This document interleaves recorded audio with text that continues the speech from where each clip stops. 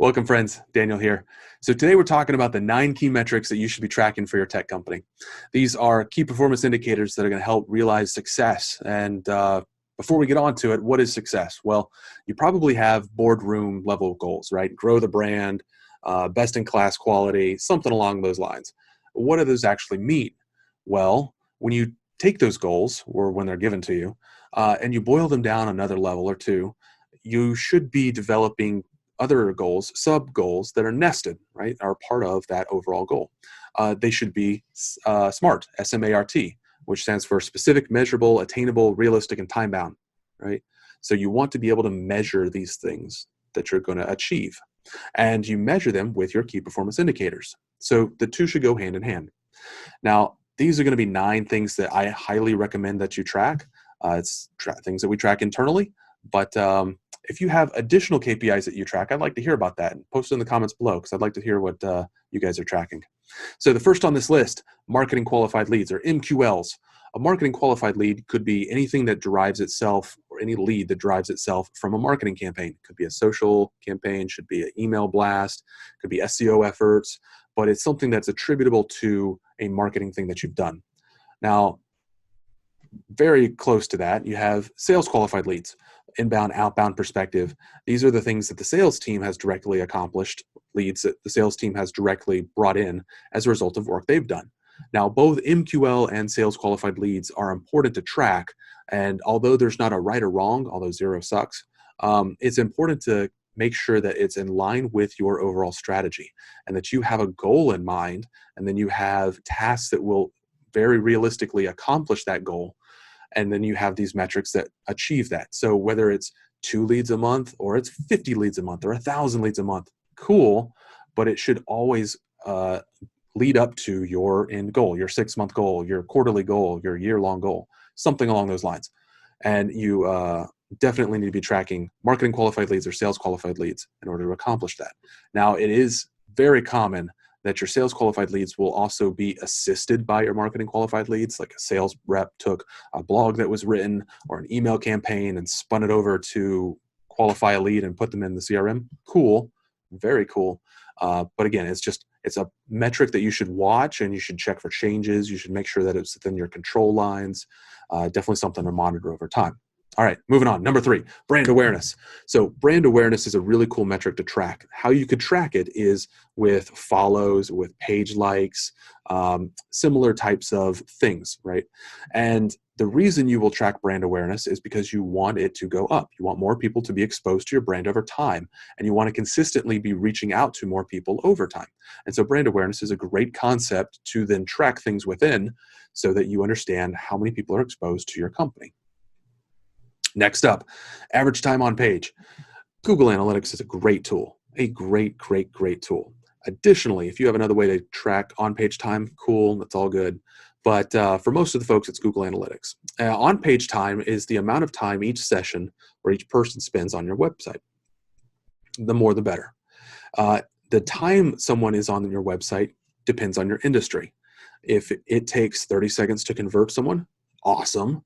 If it takes 15 minutes to convert someone, that's cool too. It's understanding what that level is, and then understanding where you are in relation to that level at any point in time. And that's the goal, right? So on-page time is also critical for search engine optimization, as well as a couple other things. And it helps Google understand whether or not your website pertains to the topics that it claims to pertain to. If, for example, you show up to a website, hey, it's not for you, it doesn't cover the material, it's about something else, or doesn't have what you need, and you leave immediately, Google will pick up on that.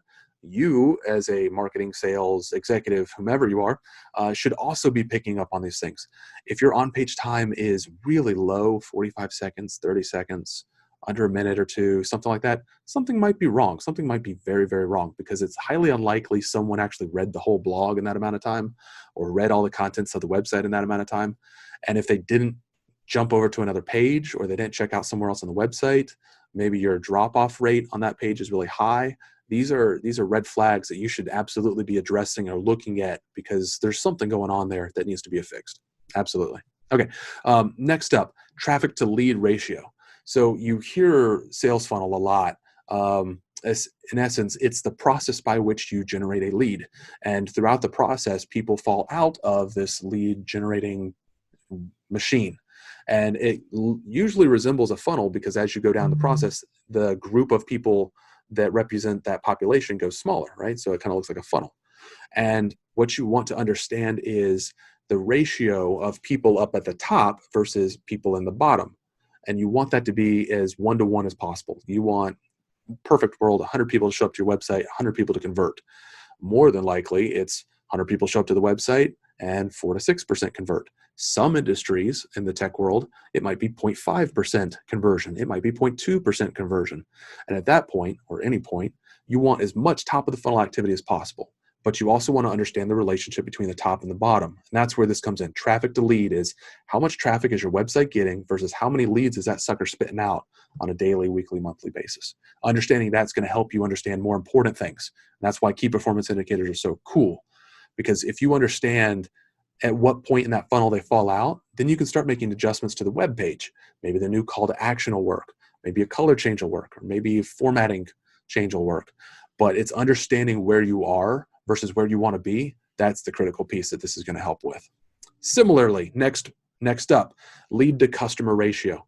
How good is your sales team at converting leads? How good is your website at converting leads? In this case, a lead to customer, same concept, but it's how many leads am I putting in my CRM or whatever you're using versus how many customers are signing on the dotted line or agreeing or moving forward or whatever. And it's understanding the difference between the top and the bottom, and then understanding what might cause the top to be larger than the bottom, and then optimizing that as you go. There's a great tool out there called a Pareto diagram, which in essence says that 80% of your problems are as a result of 20% of the issues. I hope I said that right. But in essence, you lay out all the different problems that your process could be having, and then you investigate how many occurrences each of those have, right? How many times do those things happen? And you'll notice that 80% of the time, 20% of those solutions are mentioned, meaning you have some very low-hanging fruit that you need to resolve. And the same is probably true in your sales funnel, where there's probably one or two big things that you could fix to have a huge amount of impact. And then after that, it's going to be like orders of magnitude less impactful, but still meaningful. And again, it's understanding that relationship. It's being able to control that process. And that's really what a lead to customer ratio will do. Next up, marketing spend per customer. Customers are expensive to get. Like, holy cow, they're crazy expensive to get. It could cost several $1,000s to get a new customer. It could cost tens of thousands of dollars to get a new customer. But understanding how expensive a customer is to get is really, really, really important. Why? Because you'll able to understand what type of customer is cheaper to get than another type of customer. And then you can start making decisions. Do we only go after this type of customer because they're cheaper, or do we go after this other type of customer because it's more consistently gained, even though it is more expensive? And those are good decisions and discussions to have, right? You want to be able to have data-driven discussions like, do we go after these folks because they're easy to convert? Do we go after these folks because they now more consistently convert? Great conversations to have, but it's as a result of having a key performance indicator. All right, next up, customer lifetime value, or how much money can you get from a customer over a given period of time, their entire journey with you. So you're in a journey throughout your business life. Your customers are in a journey through their business life. And the time that you guys are together, how much money is involved, right? How much change of hands of money is involved there. So understanding this is critical. Again, same kind of discussions can happen. These folks spend $10,000 over their lifetime. They spend $100,000 over their lifetime. Do we go after these folks, even though there's 1 out of 10 that are actually this person, or do we go after these folks because 1 out of 3 are these type of person? And understanding what the efficacy level is throughout your entire process to understand which direction to go. And that's important. Those are good conversations to have. From a marketing and sales perspective, you can start tailoring messaging to go to one or the other.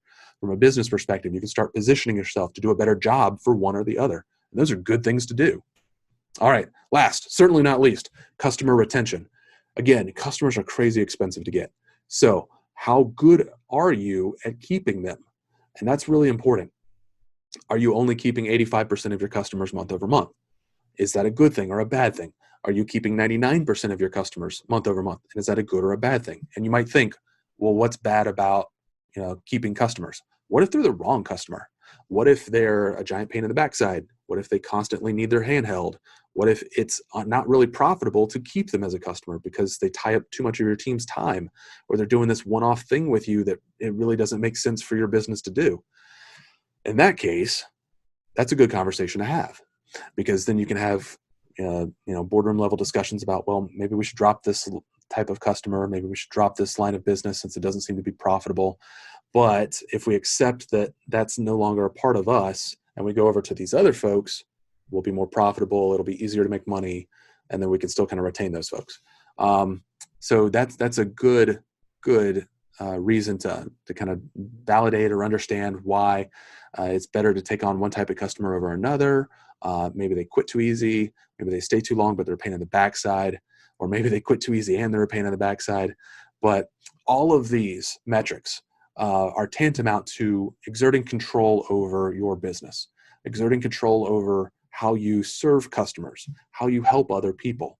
And the better you understand this process, this mechanism machine that you've created, the better off you will be, the more profitable you will be, generally the happier you will be. So highly recommend these different KPIs. They're absolutely critical to success. If, again, there's any KPIs that you're tracking that weren't mentioned in this list, let me know in the description down below. Let me know in the comment section down below. I would love to hear from you. Also, if you would like to go to josephstudios.net/community, we have a pretty cool forum on there. Check it out. Ask any questions that you like. The team here on this side will be happy to answer them for you. And in the meantime, I hope you have a fantastic week. I hope you absolutely crush it. I hope you only hear yes. And I'll catch you in the next one. Bye for now, guys.